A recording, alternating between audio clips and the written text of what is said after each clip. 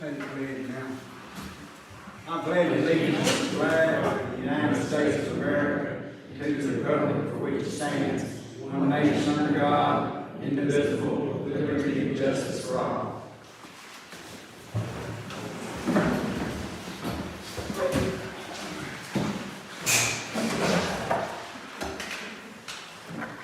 need a motion to approve the minutes from the last meeting. Make a motion. Your second. Second. All those in favor? Aye. Opposed? Need a motion to approve the agenda. Make a motion. Your second. I'm gonna add something. I wanna talk a little bit about, CMFO replacement. Am I right in doing it? You changed your mind? Okay. Forget. Not yet. Second. You said the lawyer, you said. He should. He should be coming. I'm gonna talk a little more about that, 911, When he gets here. He's here. There he is. Hey, everybody. Hey, how are you? Good. Motion second. All those in favor? Yeah. Who's second?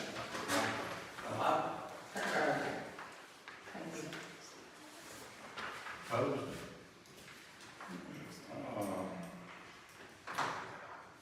Bingo. It's your turn. Your front stage. Okay. We have any issues that you want to address with me? We didn't like your last bill. Who was? I mean, who likes to pay their lawyer?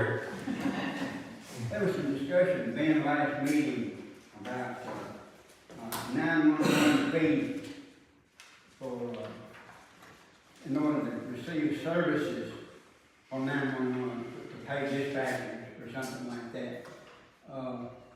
And it sounded like we approved it, I understand, to pay the $4,000. And that bill came from who? Does anybody know? Hardin County 911. 911 board. 911 board. Hardin County 911. Are they appointed by the county commission or someone in the county? Their board is appointed by the county mayor and commission, yes. So, And they hire the person who's over 911. okay, so I'm assuming that they approve what they do.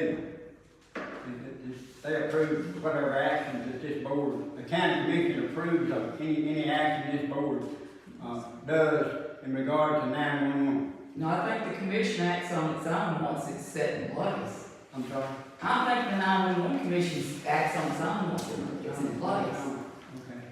And it was my understanding from, I think from maybe talking with our police chief and maybe our fire chief, that if we didn't do it, then we wouldn't get 911 responses. And that's about what it was. And that sounds to me, Ben, like extortion. And I'd like an answer from you, whether it could be or might be or not at all. Well, it would have been my advice to pay that $4,000. I mean, the service. And we did that. Okay, well, good. It's my understanding that upon incorporation, that at that point we have to provide services, which would include 911. And at the end of the day, we can contract with whoever we want to, be it outsourcing or be it with the county. Generally speaking, in almost every situation in a small township such as ours, there is an agreement with the sheriff's office for quid pro quo.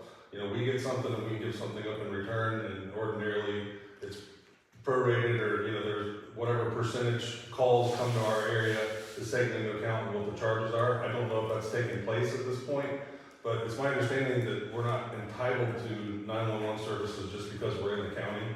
And I don't think that filing a lawsuit for what you're saying would be something that would be smiled upon by the Tennessee Bar Association, from my understanding of what the law is. Like, I'll be upfront with you, sir. I'm not very accustomed to that. I'd be happy to do some research into that if you'd like to.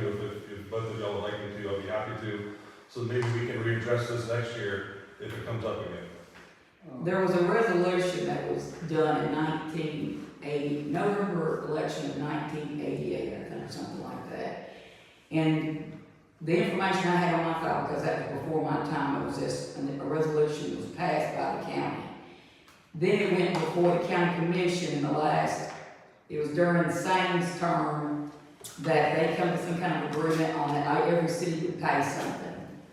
And so, my advice to them when they called me about the elections of that year was that they would need to go back to the county commission's minutes to find out exactly what it was stipulated and everything. So I don't know whether that was done or not, but I do know that the election was back before my time. I researched and found that it was, I think it was November 1988 or 80 something anyway, that they had some kind of resolution that the county did.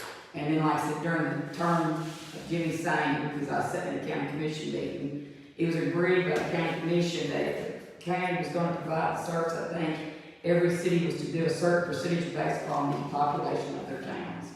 Well, every city would pay the allotted amount or designated amount to pay for all citizens for 911 service.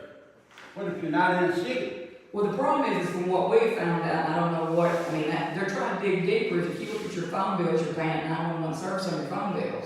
You're paying 911 services on several different things. So that's why I advised them to go to the county commission minutes and find out what exactly why it was stipulated and how it was came to term.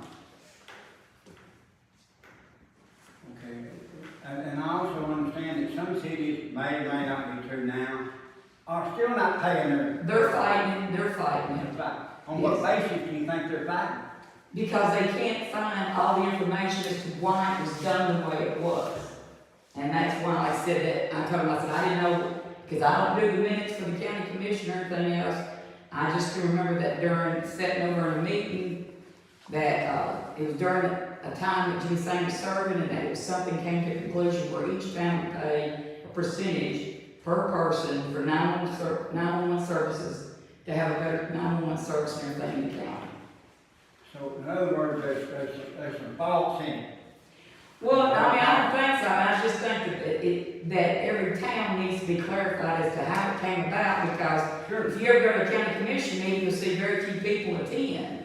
And so it took place, and I don't know how much the bills have been or anything, but I mean, I think one town figured out that they were paying like $15.33 a person that live within those city limits. I mean, they're trying to figure out, there are some towns that are doing it. So, I mean. What towns are doing or fighting, you know? I don't think Middleton's paid, I don't think Green Junction has to, and hasn't. I mean, they're digging into the information about it. And are they floating off on their own without any services? No, because I don't really think the county's going to deny the 911 service. I think they'll do everything to still try to protect them, but they need help with the 911 service because of the cost of trying to keep dispatchers and everything else and services and things throughout the county. So. I can talk with Mayor Poltz about that next time I see him. He probably has a little bit more context and additional information, and then maybe I can pass it along at the next meeting. That'd be good. Okay, just so we're all on board, you don't want to feel like you're being stolen from, you know, or paying for services that you're not getting, or unfairly. You see advertising for 911, it says call us and call us and call us. It don't say call us only if you pay your dues. All right, well, I'll do my best to look into it for y'all. Are you concerned about it as well? Yes. Okay, all right, well, I'll try to talk with Mayor Poltz next time I see him. I just saw him today, so I missed a chance, but I'll see him relatively soon before the next meeting, and I'll bring, we can table it for a month, is that okay? Sure. Okay. Thank you, Lee. Yes, sir. Did you print off a copy for? I got my favorite. Okay, I made a draft of an ordinance for cybersecurity. I'd be happy to read through it. It's not bare bones, but on the other hand, I think it addresses what's important and is a good starting point. And if you'd like for me to flesh anything out in particular, I'd be happy to. The one that I was given from Grand Junction had, well, thank you for that, by the way. Had a lot of things in it that, you know, were 20, 30 years old, you know, and common sensical stuff that didn't necessarily need to be addressed today. I'd be happy to supplement other things that you and Ms. Joe were able to get. I'm gonna just read through it and then maybe add a few additional thoughts here and there. It's my first draft of an ordinance, so I don't know how good it is or bad it is, but at the end of the day, I'm also not an IT or forensic expert. So any thoughts you have on the additions would be fantastic. So please feel free to do that. I got thick skin, so if you disagree with me, feel free to air your grievances. I also did not put a spot at the bottom for the reading. I'm assuming it would be appropriate to handwrite that in if you would like for this to be the first reading.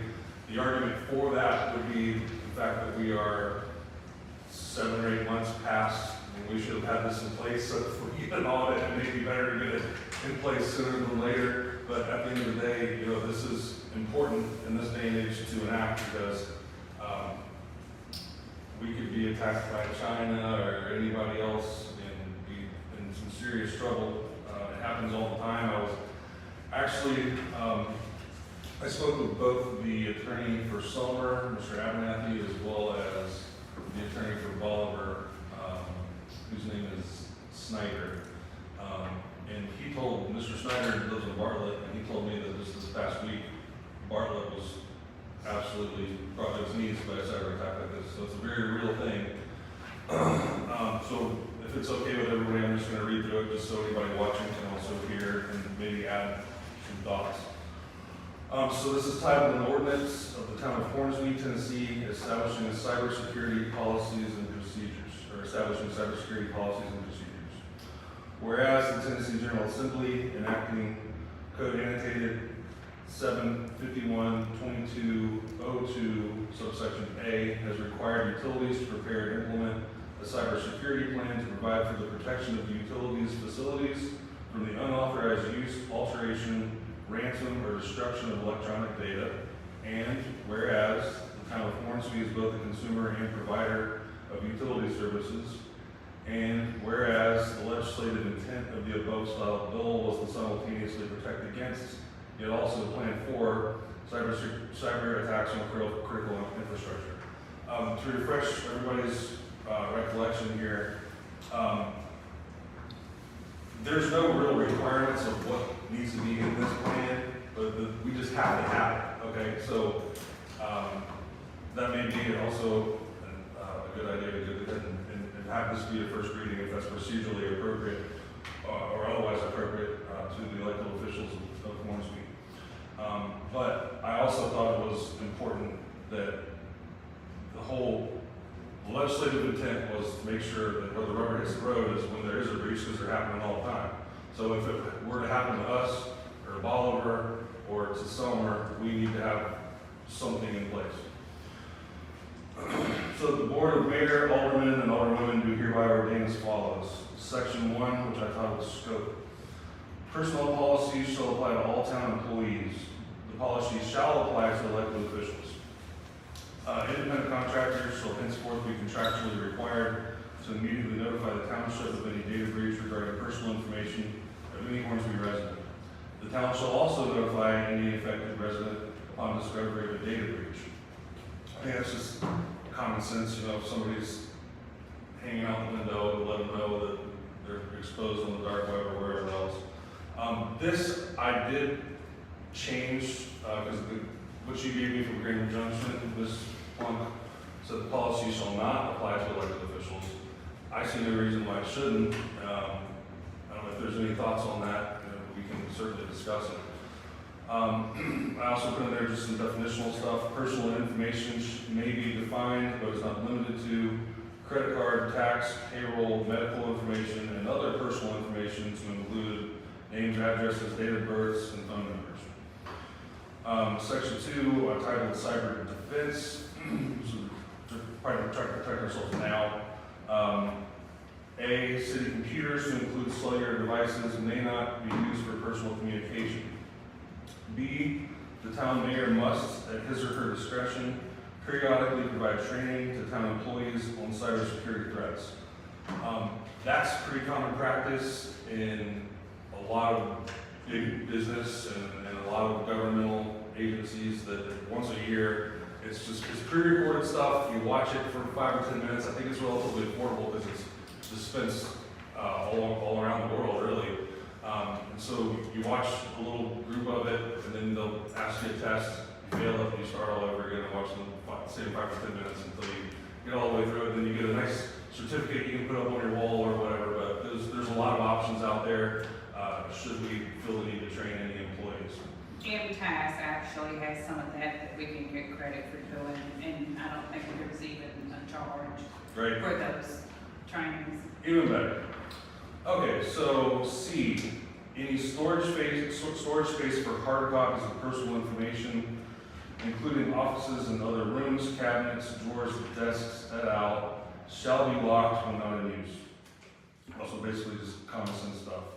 Also common sense stuff, D, town employees shall not, 1, share codes or passwords, 2, use accounts, codes, and resources for which they are not authorized, 3, surveil or otherwise intercept other users' electronic transmissions, 4, leave the computers unlocked while not in use, and 5, connect external devices to the city system without prior approval.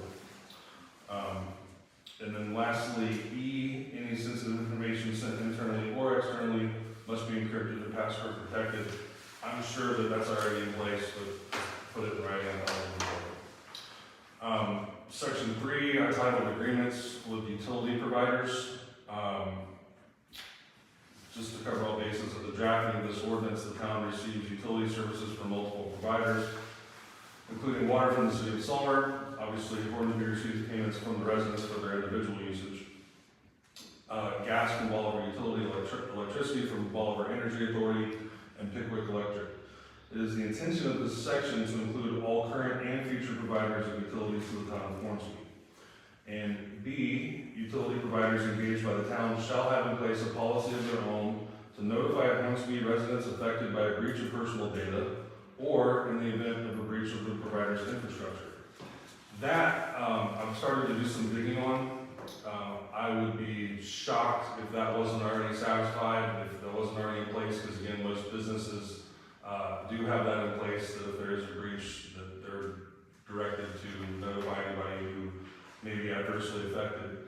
I called Judge Denton. I'm pretty sure he's still a lawyer for BEA. I wasn't able to get through to him. But I'm going to reach out to the powers that be of all these different utilities and make sure that there wouldn't be any major hiccup with as I drafted this. Because, I mean, just looking at it from Summer, I mean, we're a huge customer of theirs, and we should be prioritized. And if there is some sort of data breach, then reach out to us right away. Section 4, I've drafted entitled, in the event of a breach. I didn't get to, I wanted to give leeway in the response because there's so many different types of attacks. But I put some suggestions out here that can maybe help stem the flow of data out, protect any more attacks from happening, and try to protect ourselves moving forward in the event of a breach. So in part A, I wrote, upon discovery, steps shall be quickly taken to cease the breach, secure the systems, and attempt to avoid additional data breaches. As the types of breaches are abundant, discretion is bestowed upon town staff and leadership. Options include, but are not limited to, 1, contacting law enforcement, 2, hiring a data forensics consultant, 3, employing a temporary backup system. And just a couple of examples, for instance, we could, if we have to, revert back to paper files just for a little bit of time, or if we have some sort of secondary electronic arrangement, secondary program, whatever is most convenient. Most small towns don't have a secondary electronic digital system, but I mean, we can certainly look into that if there's something that we could quickly procure and affordably procure. 4, conduct interviews with employees or any other relevant individuals. The data's, all the pieces of paper missing out of one room, we might want to start with whoever had access to that room, or if there's a particular account, just follow the cookie trail, the cookie crumbs. And then lastly, 5, remove any improperly posted or shared information from the internet. If we know that we're the ones who threw it out there for everybody to see, fix it. And then in the event of a breach, I think most importantly would be part B, and communication shall occur with law enforcement and also potentially any other forensic experts or other significant parties as to when it's reasonable for us to continue with regular operations. Just not go right back into the buzzsaw. We've had some hiccups. So that is what I thought was essential. Any thoughts are welcome. If there's anything else that you think I need to change, you need to add. I have one. In section 1, you mentioned giving out personal information, names, addresses, phone numbers, etc. You did not mention social security numbers. I think that ought to be included. That would be included under tax. Okay.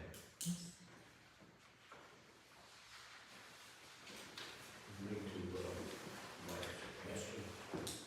The, 2 pumping stations we have a cabinet of electronic PLCs that are controlled and operated by communication through the Wi-Fi system.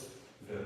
So that would be a potential data breach area, and I don't know how we can protect that,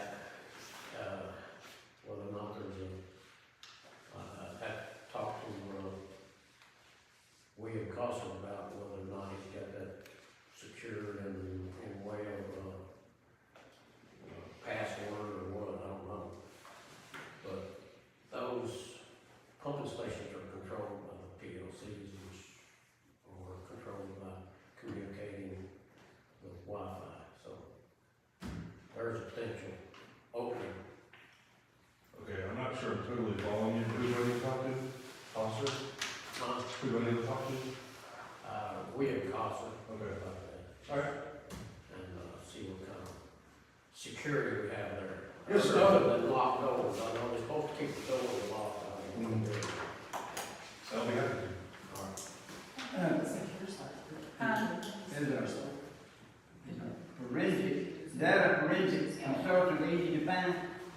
Relatively, yes, sir, because unfortunately, these thieves are getting more and more numerous and more skilled at what they do in stealing with people.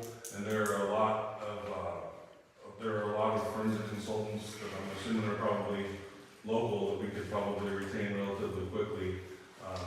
If there is a breach, usually the common sense says not to shut everything off yet, because that could end their ability to investigate what door these thieves would theoretically walk through. So usually they're, I mean, it's not like a 911 service, but they're usually available pretty quickly because time is of the essence. You know what I mean? I personally don't know, sir, but I'm sure we could probably locate one relatively quickly. But that said, I actually was about a year ago, right when I moved here, was the victim of identity fraud. There was a data breach from a cell phone company that I used to be with, and they had my social security number, so that went to the highest bidder on the dark web. And the first thing that, I mean, I didn't know what to do. It never happened before, but the first step is to contact the Federal Trade Commission, and they are very responsive. It happens all the time, so they actually gave me spot-on advice about what to do.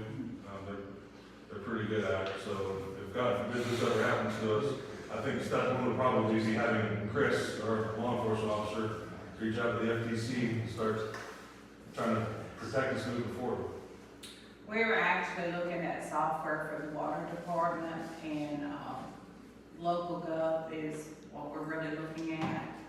Cybersecurity protection and aid from them is actually a part of that software, and they'll assist with any issues we have. Good, it's the world we live in, but I'm glad that they prepared up front, that's good. So I mean, you know, it's utilities, doctor's offices, everybody is, you know, it. Law firms. Law firms. Well, I'm really glad to hear that there's been some positive traction with the water department system. Oh no, this has been a bad week. Trust me, it has been a bad week.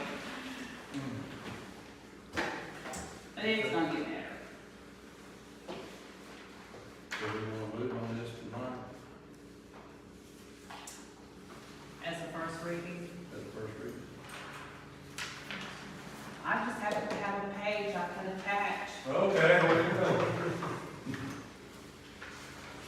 Any more questions on it? Have a motion to approve. Make a motion.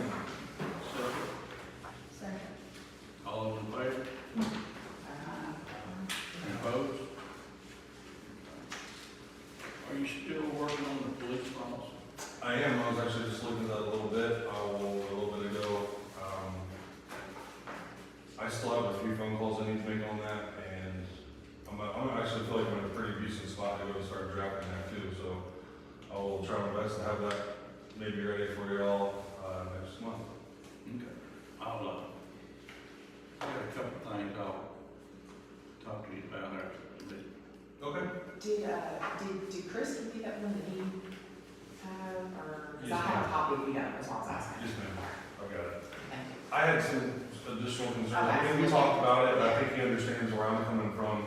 It's more to protect us financially moving Yes. forward, and being able to, well, I'll just tell you how Judge Carey told me, that's exactly what I told Chris. I forget what city it was in Hardin County, I think it was Grand Junction. It was, Okay, do you know where I'm going with this? I don't know. Their policy was to not pursue vehicles, and it kept happening, because that's just the adversarial nature of law enforcement. I don't mean that in a positive or negative way. It's just, I mean, cops and robbers, you know, you understand what I mean? So you wanna get the bad guy, but there are reasons why legislative bodies enact policy, right? So, it kept happening, they had meetings, it kept happening. Judge Carey, while he was the attorney for that city, ended up getting so frustrated that he printed off the policy and put it on the dashboard. And it still kept happening, and then there was a high-speed chase and a little girl died. And as a result of that, not only obviously that being the most dramatic part of it, they couldn't even get insurance. So, I mean, nobody would cover them. So, I mean, that's a bridge that I don't want us to have to cross. So I've got thoughts on that about how we can protect ourselves from financial devastation, from loss of life unnecessarily, and to allow us to have police in here.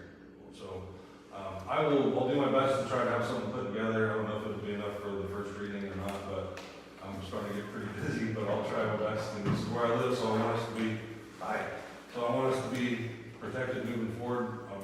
If y'all have any thoughts after reading through this, just let me know. I can eventually amend it. Anything else? Anybody? At some point, I do have some change in the water policy. I've talked with MTS today, and he suggested I talk to the city attorney to see if there's a way we can add something to that policy.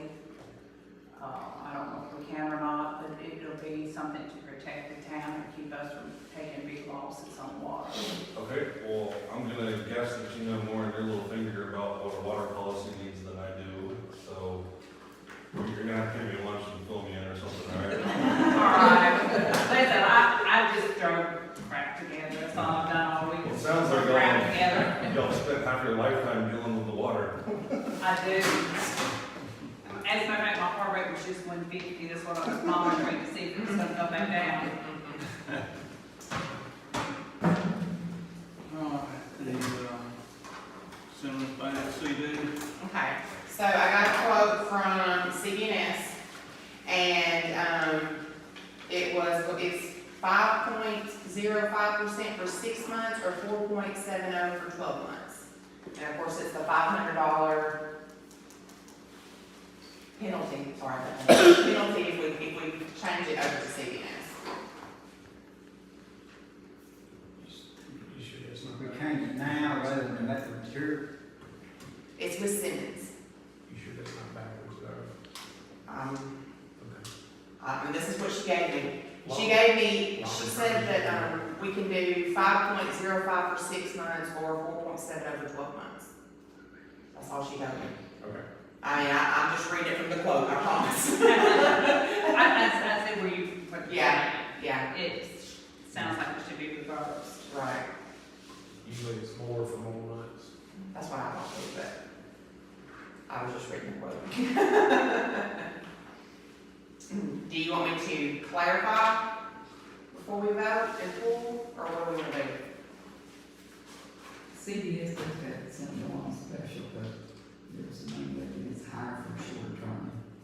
I don't know what the deal was, what they were doing there.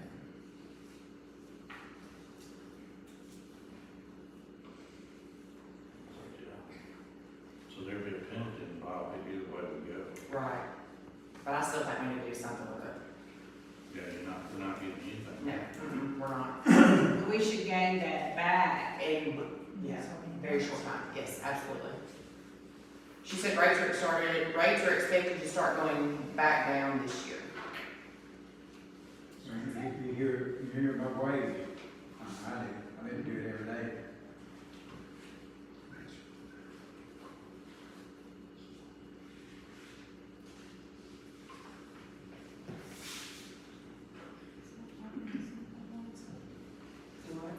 Yeah, it's not making any money where it is.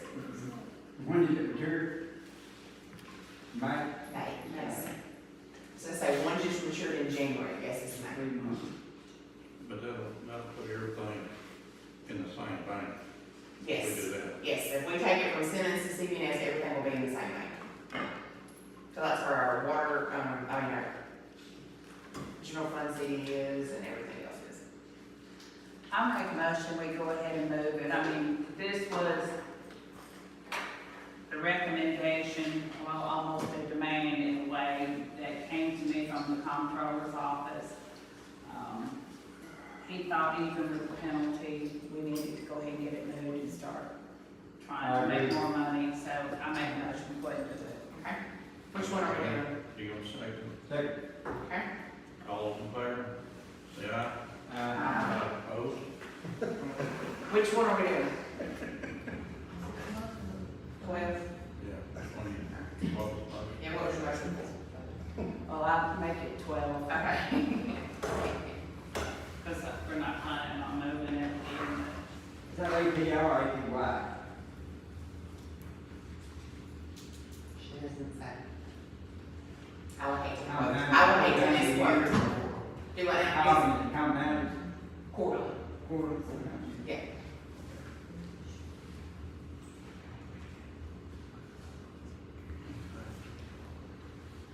All right, our next is, our capital asset and depreciation policies.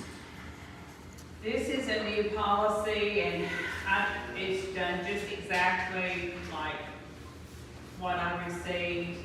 We got our water rate study from MCAS and this was one of the provisions that we have to do. I made copies for the board, you don't have to act on it tonight.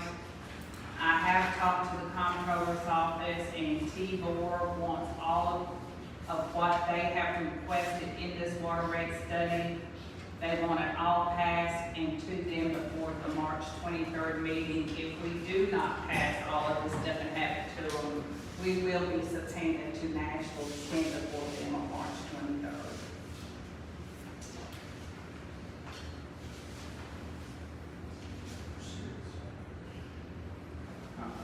It would be what? Subpoenaed to come to Nashville and stand before them on March 23rd if we do not pass what they For send what us. reason? Because we're under a court order with Chancery Court in Davidson County. I haven't seen That order that we got is enforceable through the Chancery Court of Davidson County. that. Have you seen the court? Yeah, that's the one we. That's the two orders that we received from them. County copy? You got it. One is the order for a water rate. Well, no, the order for the water rate study, as a matter of fact, there should be one in your book, a copy of it. And the order for the feasibility study, those are both enforceable through the Chancery Court in Davidson County. This book? Yes, sir.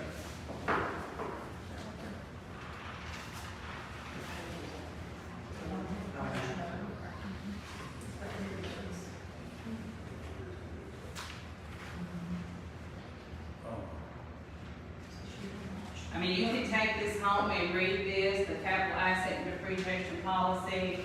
But again, they have mentioned we still do not have the, capital asset for the street department and the fire department.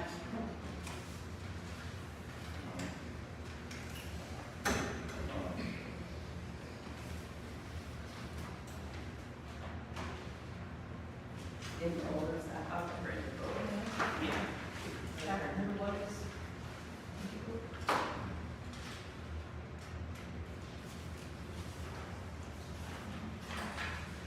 Anytime we fail to comply with any of their stuff, we are subject to being subpoenaed to Nashville.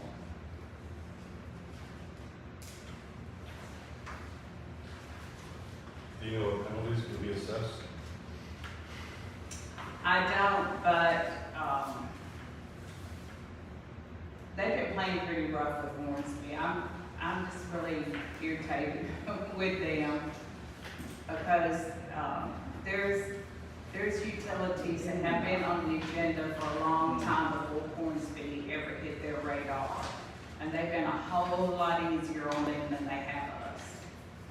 And this last utility training that I just did, Hornsby and Mason, without calling us by name, but by describing the town and what was going on, they dogged us pretty bad.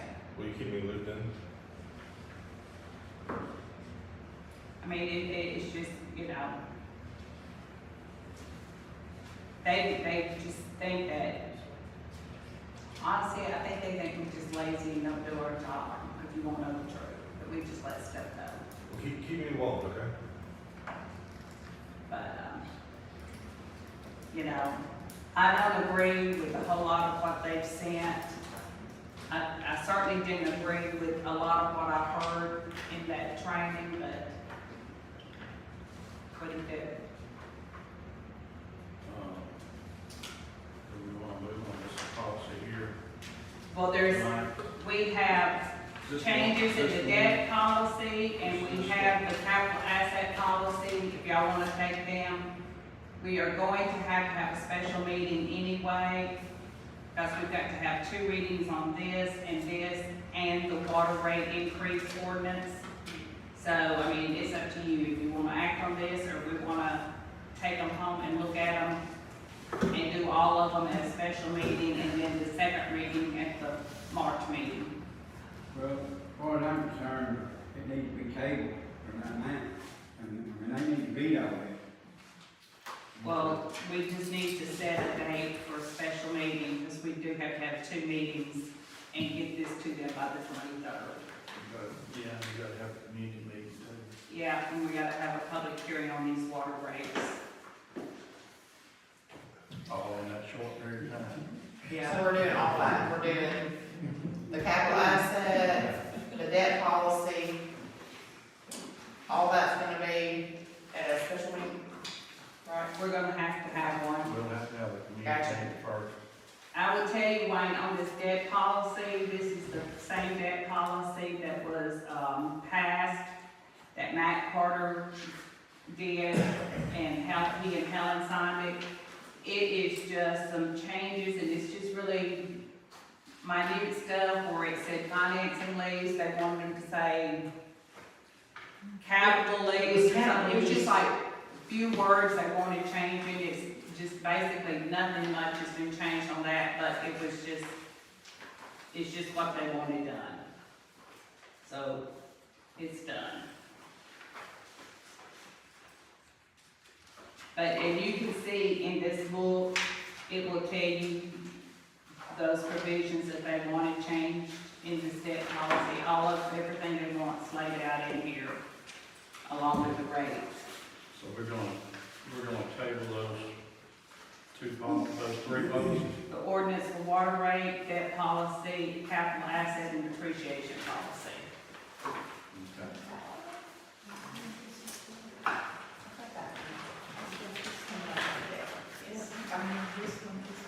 Oh. Okay. Do you have them, Melissa? I do. Okay. I got a question. Okay. On the water rate,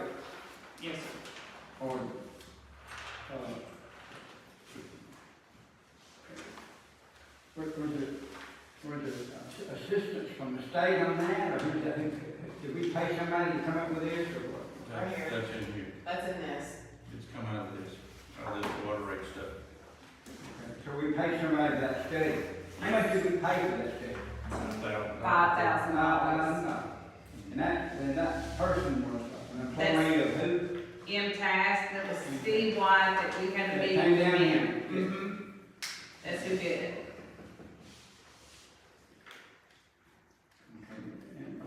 And is it just a new policy, new rates, or is it any background to how he arrived at these new rates? It